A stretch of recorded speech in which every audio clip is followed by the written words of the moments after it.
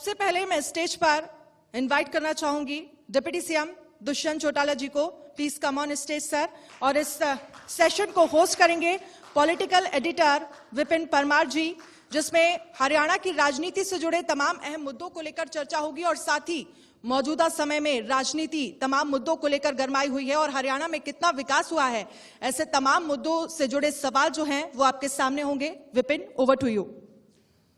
स्वागत है आप सभी का इंडिया न्यूज हरियाणा के इस मंच कार्यक्रम में। मेरे साथ जो शख्सियत है वो कहते हैं ना कि आगाज ऐसा हो तो अंजाम जो है वो खुद ब खुद अच्छा हो जाता है।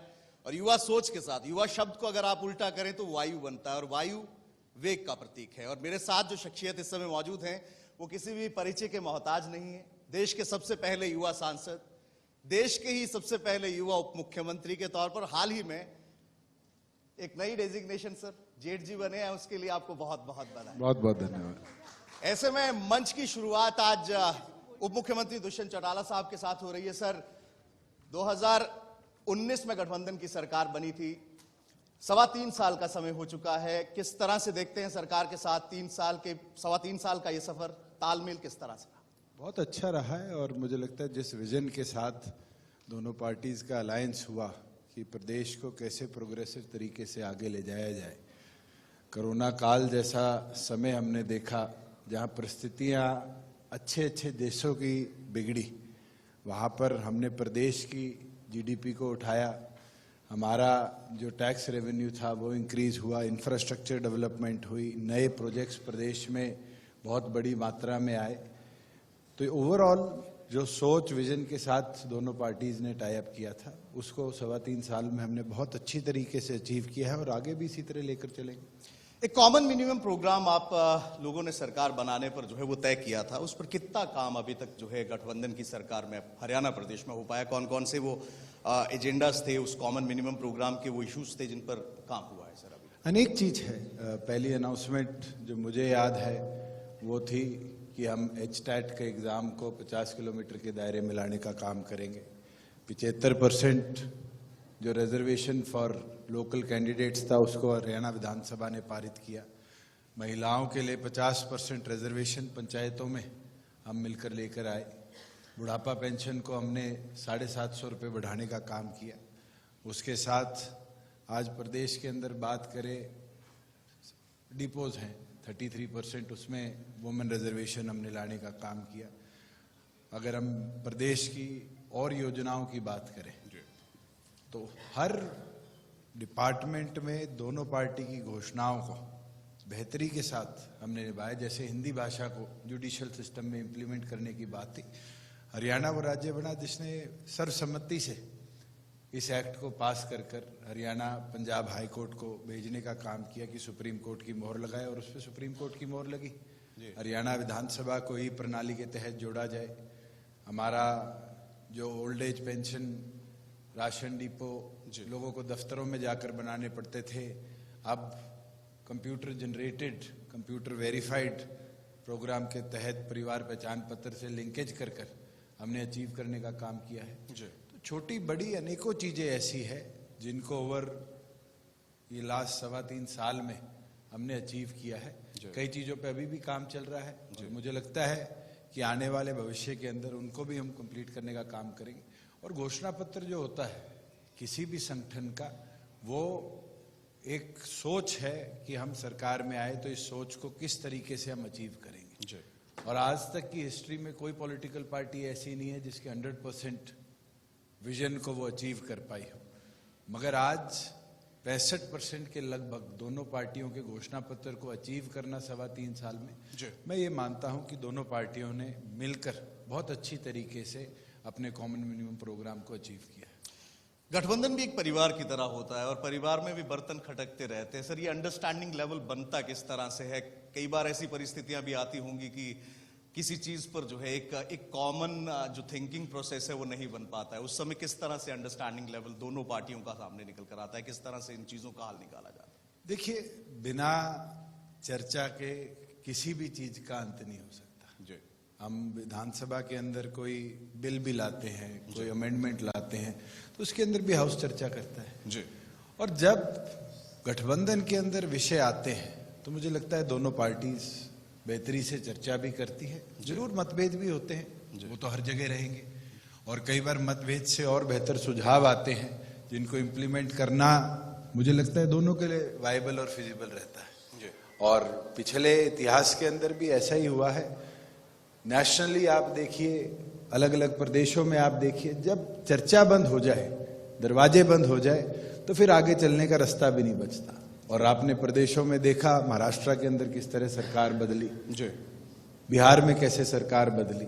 मुझे लगता है वहां चर्चा का विषय बंद हुआ। जो डेवलपमेंट की प्रोग्रेसिव सोच थी उसमें कहीं मतभेद आए। हरियाणा प्रदेश में हमने बड़ी बेहतरी के साथ उसको अचीव किया है, और मुझे लगता है आगे भी हम इसी प्रकार से उसको लेकर चलेंगे। हाल ही में प्रदेश के मुख्यमंत्री ने बतौर वित्त मंत्री प्रदेश का बजट पेश किया। लोकसभा की तर्ज पर कमेटियां भी बनाई गई स्टडी करने के लिए। आप व्यक्तिगत तौर पर, पार्टी के तौर पर किस तरह से देखते हैं इस बजट को? क्या ये बजट जो है वो प्रदेश की जनता के चेहरे पर मुस्कान लाने वाला बजट था, और किस तरह से इस पूरे बजट को? बिल्कुल, जहां टैक्सेशन की बात है, स्टेट्स के पास अब बड़ी लिमिटेड पावर है टैक्सेशन इंक्रीज करने की, डिक्रीज करने की। हम ज्यादा से ज्यादा क्या कर सकते हैं? पेट्रोलियम प्रोडक्ट्स का वैट इंक्रीज कर सकते हैं, जो कि प्रदेश सरकार ने अनटच्ड रखा। एक्साइज पॉलिसी जब आती है, वो अलग से ही एक इंफ्रास्ट्रक्चर है, वो टैक्सेशन को देखता है। जीएसटी क्योंकि पूरे देश का एक सेंट्रलाइज सिस्टम है, वो डिपेंड करता है ना सेंट्रल गवर्नमेंट पे, ना स्टेट पे, काउंसिल पे। और काउंसिल पे निरंतर सुझाव आते हैं, काउंसिल उसको इम्प्लीमेंट करती है। जहां केंद्र ने इनकम टैक्स में कोई चेंजेस नहीं करे, मगर प्रदेश को कैसे आगे लिमिटेड रिसोर्सेज के साथ ले जाया जाए, प्रदेश सरकार ने उस बजट को इस बार लाने का काम किया। प्राथमिक तौर पर आज नई इंडस्ट्री जो डेवलप हो रही है, एविएशन है, ड्रोन्स है, टेक्सटाइल है, ये एक ऐसी इंडस्ट्री है जहां इंडिया के पास अपॉर्चुनिटी है। हम बहुत युवा देश है। आज हमारी 55% से ज्यादा आबादी जो 45 साल से नीचे है, वर्किंग क्लास कह लीजिए, उस एज ग्रुप में है जो प्रोग्रेस को एक नए मुकाम तक ले जा सकती है। और उसमें हरियाणा कैसे अपने आप को विकसित कर पाएगा, कैसे उस विजन को इंप्लीमेंट करके डेवलपमेंट कर पाएगा, हमारे बजट ने वो दिशा दी। वही दूसरी ओर सोशल सिक्योरिटी की बात है, आम जन तक कैसे लाभ पहुंचाया जाए सुविधाओं का। हरियाणा इकलौता राज्य है जहां पर बीपीएल परिवार जो होते हैं उनको 1,80,000 तक की आय पर हम लेके जाने का काम किया, और आज उसका नतीजा है फरवरी महीने के एंड में, अगर मैं नवंबर महीने के एंड से देखूं तो 6 लाख नए परिवार हम जोड़ पाए हैं। और ये अब प्रोएक्टिव हो जाएगा, स्टैटिक नहीं रहेगा। हर प्रदेश में ये स्टैटिक है कि 2011 के आंकड़े उठाए, उसमें जो परसेंटाइल इंक्रीज होना चाहिए गवर्नमेंट ऑफ इंडिया के डायरेक्शन से, उतना इंक्रीज कर दिया जाता था और उतने राशन कार्ड बना दिए जाते थे।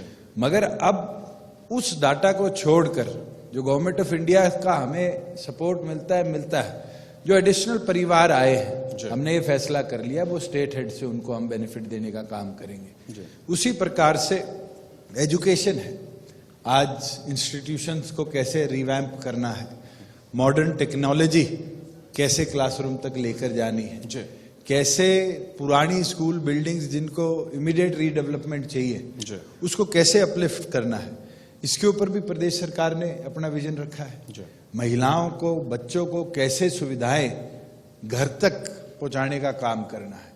हर योजना का लाभ कोई चेक से उसको दिया जाए, वो खाते में डाले, इस चीज प्रथा को पूरी तौर पर बंद कर कैसे डीबीटी के माध्यम से सारे बेनिफिट सोर्स तक हम इमीडिएटली पहुंचाए, इसके ऊपर प्रदेश सरकार ने प्राथमिक तौर पर कोविड में काम किया। मगर आज लगभग हर एक योजना ऐसी है, चाहे वो SC ST बच्चों की जो हम देते हैं सपोर्ट, उसको उनके खाते तक स्कॉलरशिप को पहुंचाने की बात हो, चाहे अलग अलग प्रकार की पेंशन्स हो, उनको पहुंचाने की बात हो। तो ओवरऑल जो विजन है वो मॉडर्नाइजेशन का, प्रोग्रेशन का, डेवलपमेंट का, उसको इस बजट में हमने इंप्लीमेंट किया। सर, एक वायदा आपने प्रदेश के युवाओं से किया था 75% रोजगार प्राइवेट सेक्टर में, उसको पूरा भी आप लोगों ने किया। आज के दिन में उसकी स्थिति क्या है? कितने परसेंट या युवा इसका कितना लाभ ले पा रहे? क्योंकि स्किल डेवलपमेंट की या स्किल एजुकेशन की अगर बात करें तो लगातार सरकार काम कर रही है। ऐसे में प्रदेश के युवाओं को इस रिजर्वेशन का 75 रिजर्वेशन का कितना लाभ? देखिए 75% रिजर्वेशन को हरियाणा पंजाब हाई कोर्ट ने स्टे किया, माननीय सुप्रीम कोर्ट ने स्टे विकेट किया, डायरेक्शन दिए कि 1 महीने के अंदर हाई कोर्ट सुनवाई करे। हाई कोर्ट के 2 जजेस की बेंच ने उसकी सुनवाई करी। सुनवाई पिछले साल जून में कंप्लीट हुई और जून से लेकर आज तक ऑर्डर रिजर्व है। 2 बार उसमें माननीय हाई कोर्ट ने क्लैरिफिकेशन मांगी, प्रदेश सरकार ने क्लैरिफिकेशन दी। हम तो इंतजार कर रहे हैं, प्रदेश डायरेक्शन तो हाई कोर्ट को नहीं दे सकता कि आप उसका फैसला इमीडिएटली सुनाइए, मगर हमने 2 बार जाकर इंटरवीन जरूर किया है, क्योंकि प्रदेश के अंदर हमने उस एक्ट को पूरी तौर पर लागू करना है, लाभ हर युवा तक पहुंचाना है। तो हाईकोर्ट ने यही हमें इन्फॉर्म किया है कि जल्द उसके ऊपर फैसला आएगा और हम वेट कर रहे हैं कि फैसला आए और फैसला आते ही हम उसको प्रदेश के युवाओं के लिए समर्पित करने का काम करें। ये जो बजट सत्र हुआ इसमें खराब फसलों को लेकर विपक्ष काफी हंगामा करता रहा सर, और मौसम की मार फसलों पर पड़ी किसानों की। सरकार किस तरह से तैयारी कर रही है किसानों की खराब फसल की भरपाई करने के लिए? क्या कुछ इनिशिएटिव्स हुए? विपिन जी ऑलरेडी डायरेक्शन दे दिए गए जी, और क्लियर डायरेक्शन है कि इमीडिएटली 22 के 22 जिलों का सर्वे कर जहां जहां क्रॉप लॉस है उसकी डिटेल्ड रिपोर्ट प्रदेश सरकार तक पहुंचाई जाए। और बड़ी इंटरेस्टिंग चीज है, हम सोचते हैं आज ओले गिरे हैं और कल इसकी गिरदावरी कर दी जाए। अगर कल गिरदावरी करेंगे तो क्रॉप लॉस जो है वो 10% ही दिखेगा, मगर अगर इसको हफ्ते बाद करेंगे तो 100% क्रॉप लॉस जिसके है उसकी पूरी हम सर्वे कर सकते हैं समय और क्वालिटी अनुसार। और उसके साथ साथ एक अच्छी चीज, मैंने विधानसभा में एक आंकड़े शेयर करे थे लास्ट डे ऑफ सेशन की, 32,000 फार्मर्स ने क्षतिपूर्ति के ऊपर अपने आप को अपलोड किया है। आज मैं आपके बीच में बैठा हूं, ये 88,000 क्रॉस कर गए। तो जो लोग सोचते हैं किसान टैक्स हैवी नहीं है, उन लोगों के लिए है कि किसान आज के दिन बहुत टैक्स हैवी है। क्षतिपूर्ति पोर्टल के माध्यम से भी सरकार सर्वे अपने अनुसार जितने समय में करे, किसान को ये ताकत दे दी गई है कि वो अपने मोबाइल पे उठाए, खेत के अंदर जाकर जीपीएस के साथ अपनी फोटो खींचे और डायरेक्ट सरकार को इन्फॉर्म करे। और 88,000 में से कल तक लगभग 4,000 के आसपास किसानों की जो फसल है उसके सर्वे की डबल वेरिफिकेशन हमारे रेवेन्यू के पटवारियों ने कर दी है।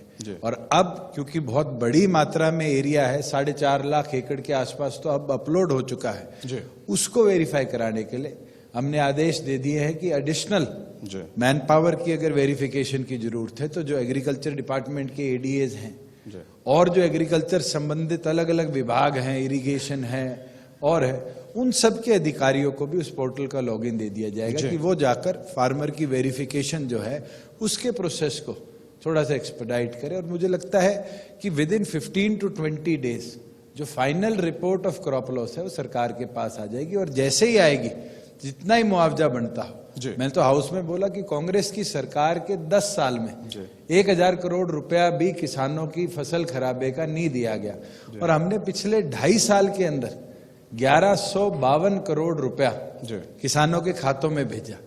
और अगर इस बार 500 आए, 700 आए, 1,000 करोड़ आएगा, जो प्रधानमंत्री फसल बीमा योजना के तहत कवर्ड है उनको तो इंश्योरेंस कंपनीज क्लेम देती है, विपक्ष इस उनको छोड़कर जितना भी नुकसान होगा सरकार उसकी भरपाई करेगी एट द रेशियो ऑफ 15,000 पर फार्मर पर एकड़, जिनकी क्रॉप 75 to 100% है, 50 से 75% वालों को 12,000 और 25 से लेकर 50% जिनका क्रॉप लॉस है उनको हम 9,000 रुपए प्रति एकड़ देते हैं। विपक्ष इस पर भी आरोप लगाता है कि ये जो फसल बीमा योजना है उसके तहत बीमा कंपनियों के जो है वो खाते भरने का काम कर दिया है, लेकिन किसानों को इसका लाभ नहीं मिलता। इसकी क्या सच्चाई, क्या जवाब देंगे? 2016 से लेकर और कल तक का जो आंकड़ा है, क्योंकि मैंने सेशन में भी इस पर रिप्लाई किया था, हमारे फार्मर्स को लगभग 5850 या 52 करोड़ के आसपास इतना पैसा इंश्योरेंस कंपनीज ने उनके खातों में ट्रांसफर किया। और उसके साथ साथ 1,000 करोड़ ऐसा है जो अभी भी किसी ना किसी प्रकार की लिटिगेशन या एरर की वजह से पेंडिंग है। जी। और समय अनुसार, क्योंकि जो लीड बैंक मैनेजर होता है डिस्ट्रिक्ट लेवल पर, उसकी जिम्मेवारी है कि उसको रीवेरीफाई करें। जी। और रेगुलरली इसको रीवेरीफाई किया जाता है और जो उनका मुआवजा बनता है वो उनके खातों में ट्रांसफर किया जाता है। जैसे मैंने ग्रीवेंस कमेटी में रोहतक में एक केस देखा कि गांव गलत भर दिया गया और उससे फार्मर को 6 महीने तक मुआवजा राशि नहीं मिली, प्रीमियम कटा, और हमने आदेश दिए कि अगर इंश्योरेंस कंपनीज नहीं देती, एरर जिस बैंक ने किया है, जिस कॉर्पोरेट सोसाइटी के बैंक ने किया है, वो भरेगा, और उन्हें भरा। कल ग्रीवेंस कमेटी में जब मैं गया तो यही रिपोर्ट आई कि उसका पैसा उसके खाते में ट्रांसफर कर दिया गया। मुझे लगता है कि हमें ये जो छोटी छोटी दिक्कतें आती हैं, ये तो हर प्रकार से रहेंगी भी, मगर इनको रिजॉल्व करने का मैकेनिज्म बेटर करना है और उसको प्रदेश सरकार निरंतर करती रहती है। युवाओं के रोजगार के लिए आप लगातार प्रयासरत रहे हैं, आवाज उठाते रहे हैं। इसी सेशन में एक बड़ी घोषणा भी हुई है, शार्क टैंक की तर्ज पर जो वेंचर कैपिटल फंड युवाओं के रोजगार के लिए बनाने की तैयारी की गई है। किस तरह से रहेगा सर इसका खाका, और क्या इसके तहत जो है प्रदेश के युवाओं को लाभ मिलने वाला है? बहुत से ऐसे विभिन्न स्टार्टअप्स हैं जिनको इनिशियल स्टेज पर माइनर फंडिंग की जरूरत होती है। जी। कि उनका आइडिया जब डेवलपमेंट स्टेज पर है, उसको प्रोडक्ट स्टेज पर कैसे ले जाया जाए। जी। और बहुत बड़ा खर्चा नहीं होता, जी। मगर उसके लिए समय अनुसार फंडिंग कैसे मिले, ये बहुत बड़ा चैलेंज युवाओं के लिए रहता है। जी।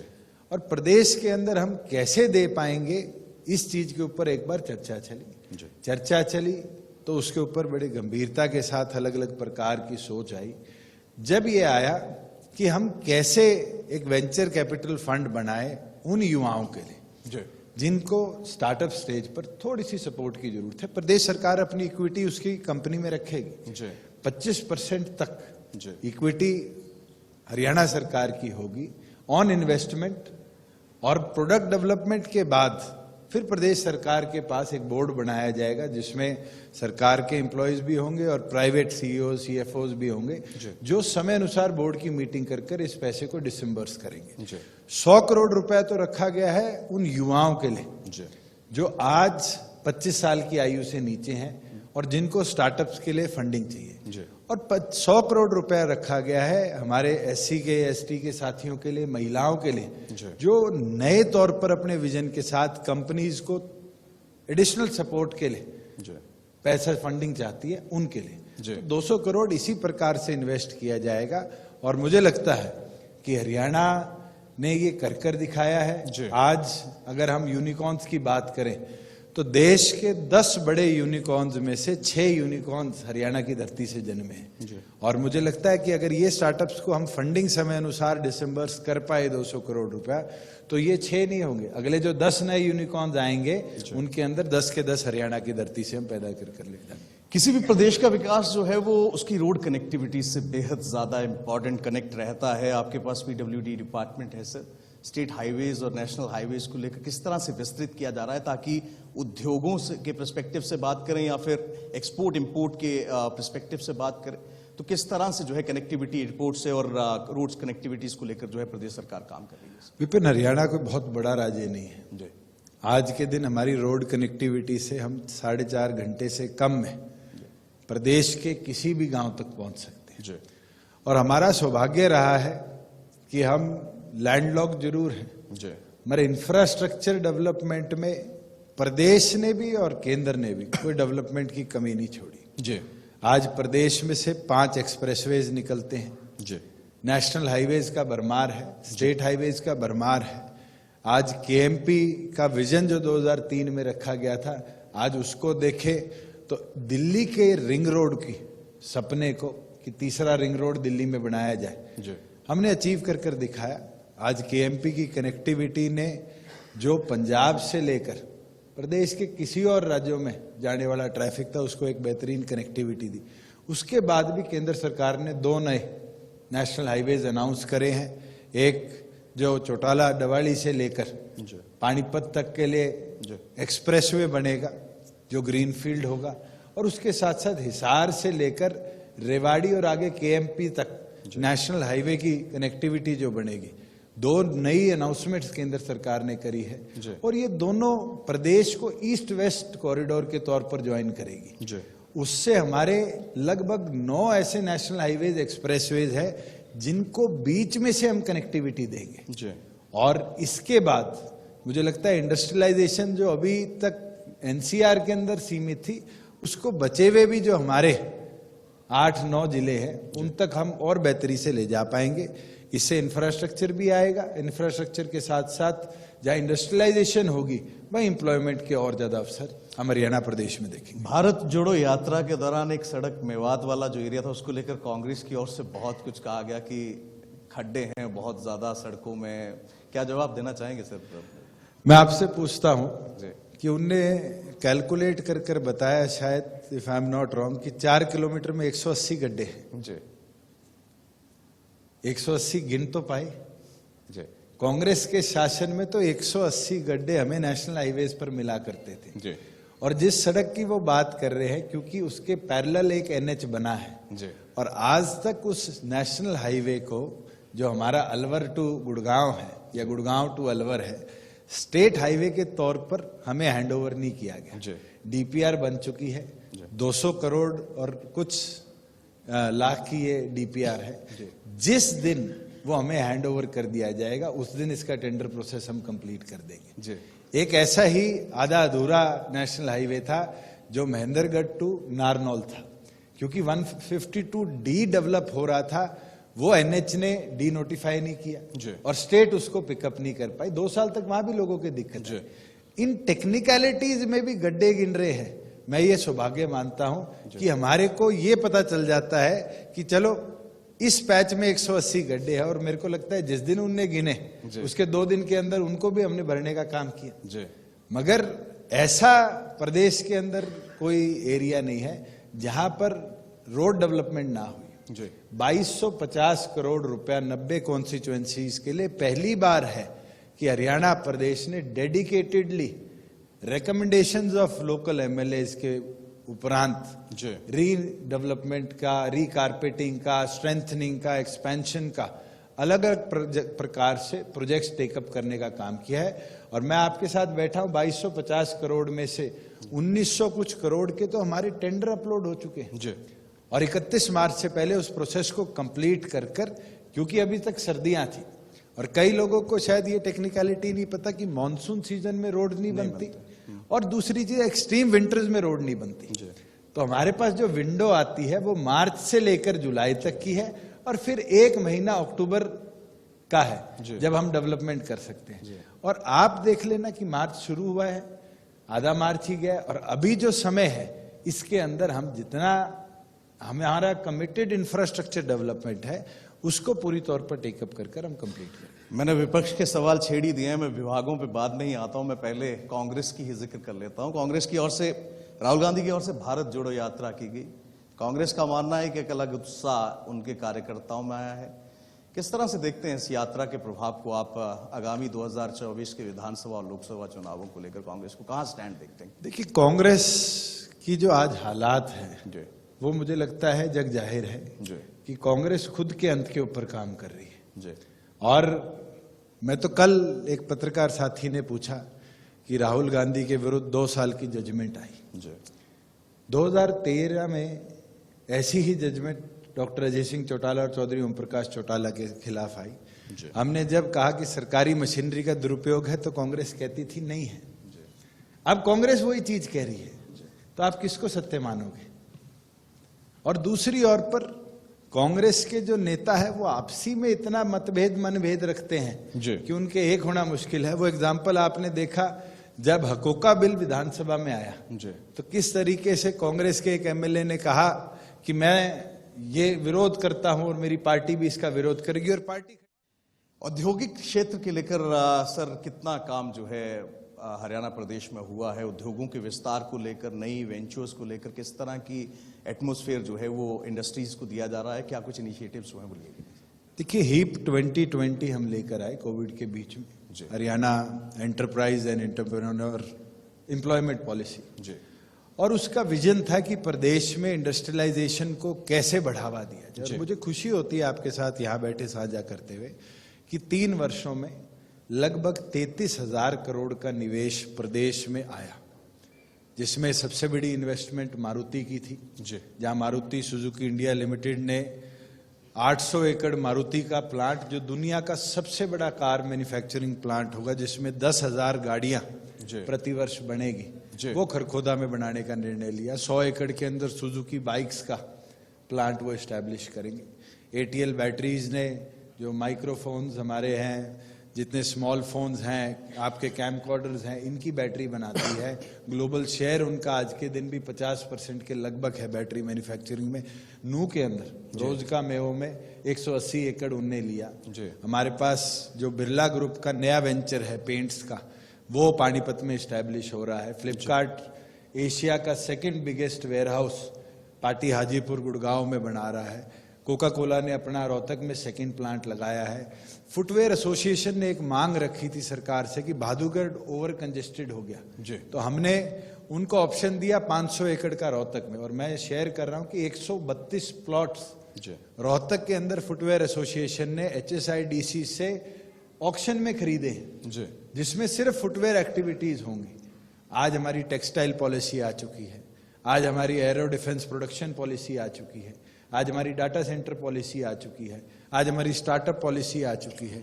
इन अलग अलग पॉलिसीज के साथ ई व्हीकल पॉलिसीज आ चुकी है। अलग अलग पॉलिसीज के साथ जुड़े हुए क्षेत्रों में भी इन्वेस्टमेंट पैरेलली हमारे बीच में आ रही है। मुझे लगता है ये जो एक एनवायरनमेंट बना है, इस एनवायरनमेंट ने जो कांग्रेस के शासन में मारुति छोड़ के भागी, हीरो होंडा में लाठीचार्ज हुआ, हीरो होंडा छोड़ के राजस्थान में गई, उनने अपना 500 एकड़ में R&D प्लांट लगाया, मारुति ने गुजरात में लगाया।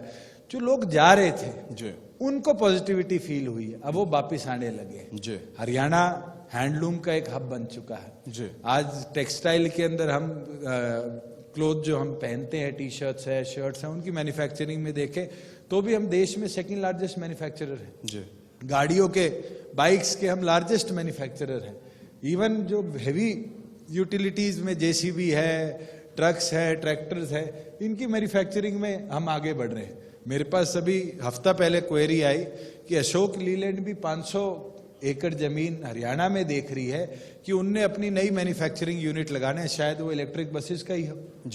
तो इस प्रकार से JBM, जो अब आप एयरपोर्ट्स पे और पे इलेक्ट्रिक बसेस देखते हैं, उनने 80 एकड़ पलवल के अंदर अपने आप 80 एकड़ परचेज करके इलेक्ट्रिक बसेस का प्लांट लगाया है। वंडर सीमेंट ने एक नया यूनिट जाडली के अंदर और लगाने का निर्णय लिया है। तो इस प्रकार से इन्वेस्टमेंट प्रदेश में आना, मुझे लगता है ये वो एनवायरमेंट था जो 33,000 करोड़ रुपया प्रदेश की इकोनॉमी के अंदर इन्वेस्ट करवा गया। एक्साइज एंड टैक्सेशन डिपार्टमेंट भी आपके पास है सर। जब आपने टेक ओवर किया था तो उस समय क्या परिस्थितियां थी? कांग्रेस काल की अगर बात करूं तो उस समय कितनी राजस्व प्राप्तियां थी और आज के दिन में हम कहां पर? देखिए, जहां एक्साइज एंड टैक्सेशन की एवरेज ग्रोथ की बात थी, हर वर्ष 5 से 7% हम ग्रोथ देखते थे, और यही था कि 1200 का 1400 हो गया, 1400 का 1800 हो गया, इस प्रकार से ग्रोथ चला करती थी। मगर पिछले 3 साल में डिजिटलाइजेशन का जो हमने लाभ उठाया है, टेक्नोलॉजीज का किस तरह इम्प्लीमेंटेशन किया जाए, हमारा 6200 करोड़ से आज के दिन हम 9700 करोड़ में भेजे, और जून में एक्साइज ईयर ओवर हो रहा है। मेरा टारगेट था 9000 करोड़ का, इस वर्ष के अंदर हम 10,500 करोड़ शायद छू जाए, हम अचीव कर पाए, और वो ग्रोथ होगी 30% की एक एनम में। आज वो ग्रोथ हम अचीव कर पाए हैं। जहां टैक्सेशन की बात थी, GST और आज के दिन जो कलेक्शन है वो ऑन कंजम्पशन है, और कंजम्पशन को कैलकुलेट करना बड़ा लिमिटेड पॉसिबिलिटी है कि जिस चीज का बिल कटेगा और जिस स्टेट में कटेगा वो कंजम्पशन है। मगर उसके बावजूद भी जो आर्टिफिशियल इंटेलिजेंस है, जो नए सॉफ्टवेयर्स हैं, उनकी मदद से हमने अलग अलग प्रकार से जहां टैक्स लीकेजेस थी उसको रोका। फॉर एग्जाम्पल मैं आपको कोविड का उदाहरण देता हूं कि पहले टैक्सेशन में खाने की वस्तुओं पे, जैसे आप जोमेटो से पिज्जा ऑर्डर करते थे तो जोमेटो 1% टैक्स भरता था, और जो दुकानदार था वो 4% टैक्स भरता। 2 अलग अलग प्रकार से टैक्सेशन थी। हमने एक पिज्जा कॉर्नर को रोहतक में एनालाइज किया, एनालाइज कर पता चला कि वो कोविड के 1 साल में 3.5 करोड़ के पिज्जा बेच गया, और उसने 4% के हिसाब से सरकार को टैक्स नहीं दिया। हमने नोटिस इशू किया, तो उसने एग्री किया कि मेरा टैक्स बनता है, उसने अगले दिन टैक्स जमा कराया। जी। मगर फिर हमने देश भर के अंदर कितना इससे लॉस हो रहा जी। है, मैंने खुद जाकर जीएसटी काउंसिल को जाकर समझाया। काउंसिल ने एक सहमति से अप्रूव किया कि 5% टैक्सेशन दिया जाएगा और जिसका टैक्स बनता है रिफंड होना, सरकार उसको 1 महीने के अंदर टैक्स रिफंड करेगी। आज के दिन पूरे देश में 800 करोड़ रुपए एडिशनल आने लग गया। इस तरीके से अलग अलग प्रकार की टैक्स लीकेजेस थी, क्योंकि एक नया टैक्सेशन सिस्टम था और ये रिवैम्पिंग सिस्टम है। हर रोज इसमें नए नए नए फैसले लिए जाते हैं और उससे टैक्सेशन देश का बढ़ रहा है। और पीछे आपने सुना होगा, प्रधानमंत्री जी ने भी कहा कि हम 1.5 लाख करोड़ रुपया एवरेज मंथली टैक्स कलेक्शन पर आ गए। ये कैसे बढ़ी है? ये टैक्स लीकेजेस रुकी है। निरंतर अलग अलग प्रकार से हमने टैक्स लीकेजेस रोकी और आज जहां कोविड के अंदर हमने एक डेंट देखा, बिल्कुल टैक्सेशन हमारा 9% ग्रोथ पे आ गया। मुझे खुशी होती है कि आज टैक्सेशन जो है वो टैक्सेशन 22% इंक्रीज पर है, जबकि 10% जो कॉम्पनसेशन आती थी, जो 14% एवरेज करने के लिए हम लेते थे, उसको केंद्र सरकार ने 5 साल के उपरांत बंद कर दिया। अब किसी प्रकार के एडिशनल किसी स्टेट को सपोर्ट नहीं मिलेगी, मगर हम अचीव कर पाएंगे। हरियाणा प्रोग्रेसिव तरीके से आगे बढ़ पाएगा, क्योंकि हमने वो जो मेजर लेने थे वो समय अनुसार लेने का काम किया है और उसी का फायदा प्रदेश की डेवलपमेंट में जो पैसा हमने इन्वेस्ट करना है उसके अंदर प्रदेश सरकार को मिल रहा है। इसी डिपार्टमेंट में भी कोविड के दौरान और हाल ही के विधानसभा सेशन में भी सर आरोप बड़े लगे कि कोविड में भी जो है वो शराब चोरी को लेकर बात हुई, लेकिन डिपार्टमेंट से ज्यादा व्यक्तिगत तौर पर बहुत ज्यादा आरोप लगे। सर क्या कहेंगे आप? मैं आपको एक चीज बोल सकता हूं, कई लोगों की एक सोच हो सकती है कि इसको बदनाम कर लो, इसको रोक लो, इसको बढ़ने ना दो। और मुझे लगता है कि 3.25 साल के अंदर ऐसा कोई सेशन नहीं गया होगा जहां मेरे को पर्सनली टार्निश नहीं किया गया। ऐसी बात कही, रजिस्ट्री घोटाला हो गया, रिपोर्ट्स निकलवाई गई, रजिस्ट्रेशन का 1 रुपया चोरी नहीं हुआ, जो ड्यूज बनते हैं रेवेन्यू डिपार्टमेंट के 100% फुलफिल हो गए, तो रजिस्ट्री घोटाला कैसे हुआ? हाँ, कई अधिकारियों ने जो प्रोसेस फॉलो करना था वो समय अनुसार नहीं किया। जैसे टाउन एंड कंट्री प्लानिंग के लोगों ने एनओसी देनी थी, उनने नहीं दी। यूएलबी के लोगों ने जो वहां टैक्स कलेक्शन था, प्रॉपर्टी टैक्स का, डेवलपमेंट चार्ज का, वो नहीं किया, उनने एनओसीज इशू कर दी। और अलग अलग विभागों ने उन अधिकारियों को आरोपी भी बनाया, सजा भी दी, कईयों को रिलीव टर्मिनेट भी किया। वही